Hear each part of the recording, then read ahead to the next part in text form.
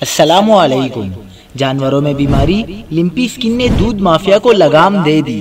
دودھ کی فروخت اور قیمت میں نمایاں کمی، بڑی خبر آ گئی۔ کیا آپ حالات حاضرہ سے آگاہی حاصل کرنا چاہتے ہیں؟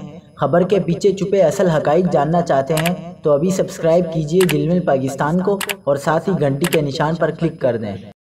آپ کو بتاتے چلیں کہ کراچی میں لمپی اسکن بیماری نے پنجے گاڑ لیے۔ آئے روز دودھ کی قیمتیں بڑھانے والوں کو لینے کے دینے پڑ گئے۔ کراچی کی سب سے بڑی دودھ منڈی بہنس کالونی میں دودھ کی فروخت میں 40% کمی سامنے آئی ہے۔ ڈیری فارمرز کا کہنا ہے کہ دودھ منڈی میں فی من قیمتیں 2500 روپے تک گر گئیں۔ کراچی کے مختلف علاقوں میں دودھ کی فی لیٹر قیمت میں 80 روپے کمی ہو گئی ہے۔